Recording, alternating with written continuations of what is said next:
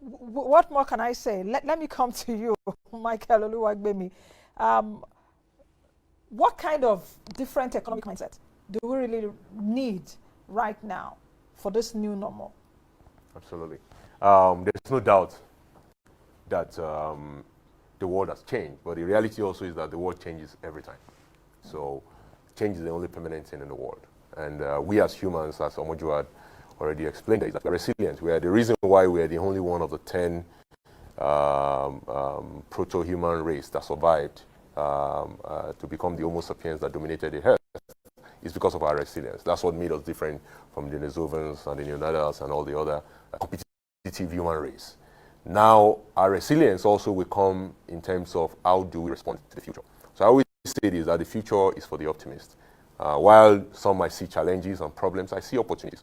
How do we deal with the economy? We have to rethink the way the economy itself is structured. For one, I see opportunities in what I call 3 plus 3 plus on 1 over 1. What do I call that? The first 3 are what I call the basic sectors. These are the sectors that enable us to even exist. One is food. You need food. It doesn't matter whether there's a pandemic or not. We need to eat. So as a country, we need to invest in our food security. That's very important. The second thing is healthcare. We don't have the luxury anymore of medical leave and medical tourism. As a country, we have to ensure that our people can live and they can live long. Thirdly, as a people, we have to be secure.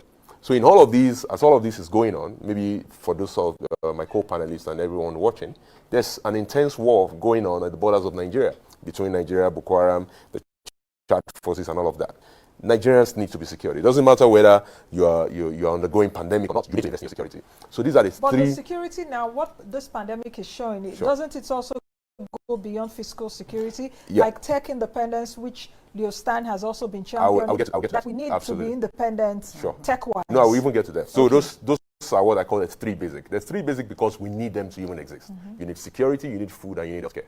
Now, there's 3 enablers. Okay. Those 3 basic need to be enabled. First and foremost in the enablement sphere for me is technology in the new normal. When we're talking about digital technology, we need technology to enable security. We need technology to even enable healthcare. We need technology to enable food. Secondly, is we need infrastructure.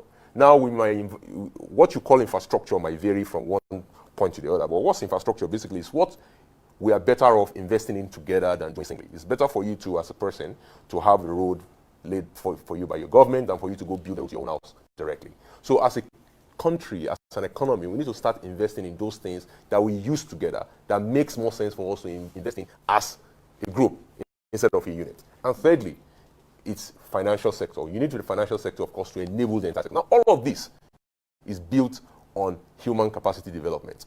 There is no way, as a country, you can develop any of the 3 plus 3 without you having invested in your people.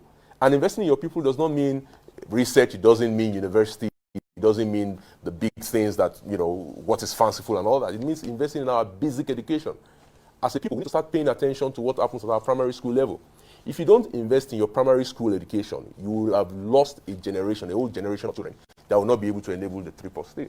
So as a country, we need to go back to the basics when it comes to investing in the education of the Nigerian child. When you invest in the Nigerian child, especially the girl child, and I say that very, very particularly here, especially the girl child. When you invest in the girl child, you've enabled the country to be able to now invest in the 3 plus 3. You cannot build the 3 plus 3 on nothing. You have to build it on something. And that's based on human capacity development. Okay. Michael, because this is the solution time, because even from the submissions, I'm getting the solutions to what we're discussing. So what are your perspectives? Absolutely. At LoftyInc, we are focused on the future and on the opportunities. What is it with all you tech guys? Future. You Yes, anticipate the future. Because the reality, future. Yeah, the reality is, the reality, of course, is that every crisis must not be wasted. Yeah. Every crisis must not be wasted. We have an opportunity. It's a crisis, but without this crisis, we will not do many things that we are now being made to do. So we are focused on the future. And there are 2 things that will matter, our public response and our private response. And I will touch on both. I'll start first with our private, because I think a lot of times we as entrepreneurs have the tendency to project without actually thinking about what we can do about our own particular situation. So what should entrepreneurs do today? 3 simple things. SME. First, strategic thinking. You must start thinking in a different way. If you're an entrepreneur, you are doing whatsoever industry, even if your industry is not among the 7 I mentioned, you can look at how your industry links to the 7 I mentioned and find a way to pivot and find a way to benefit from the new COVID economy. That's one. 2, you must also do what I call meticulous planning. A lot of us do good, great thinking and have great ideas, but then when it comes to the planning part, we sort of drop the ball as entrepreneurs. You must plan in terms of your human resources, you must plan in terms of your finance, you must plan in terms of how you actually approach the market approach and the market entry. Those things are very important. And the last thing is effective execution.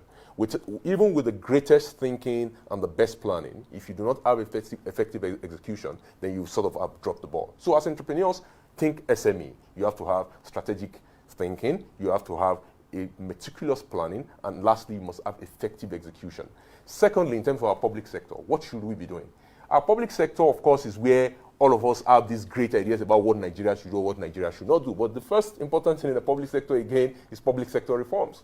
You cannot have, I've been saying this, I call it the 4 fundamentals. I wrote an article about 2 months ago. I worked on an article for almost 4 years. It's published on the Medium. The 4 fundamentals that we need to do as a country. One of them is public sector reforms. You must reform your public sector. There's no way your public sector that does not have capacity, where I believe the El-Rufai committee said over 70% of people in our public sector do not have even a school certificate. A lot of them actually do not have the certificate they claim they have. A lot of them cannot use computers. So you must have a public sector that actually responds to to the modern economy. That's one. Secondly, you must also have identity management done. I think Mr. Suleiman mentioned this. As a country, if you want to transition into the new economy, if you do not invest in identity management, you don't know the people you call Nigerians, you don't know where they live, you don't know what they do, then you can't plan for them. It's just nearly impossible.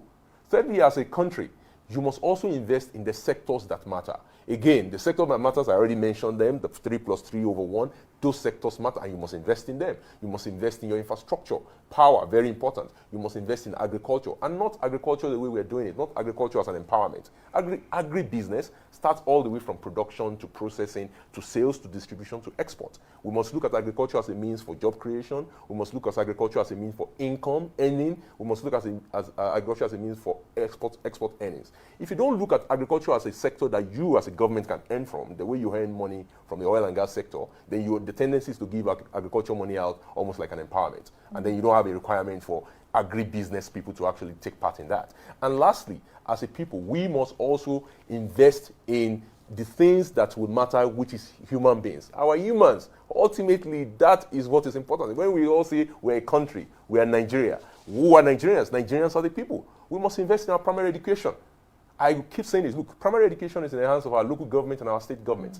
If we wait for education at the secondary and university level, well, it's probably too late. We must invest in those children when they're still little. We must ensure we take out the 10 million kids that are out of school. We must ensure our girls are educated. I'm very passionate about this. If we do not educate our girls, we've lost the future.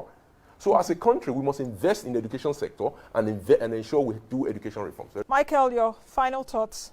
Absolutely. I think our challenges before, the generational challenge that we face as a country, before the crisis and after the crisis is actually the same. For us, it's job creation. Every generation of Nigerians have a particular challenge. The challenge we had before the COVID crisis was that we didn't create enough jobs. The challenge we have today is we are now even further behind in terms of job creation. So as a country, we need to focus. We need to focus our attention on that singular metric, job creation. And I think that to do that, we must have partnership between the private and the public sector.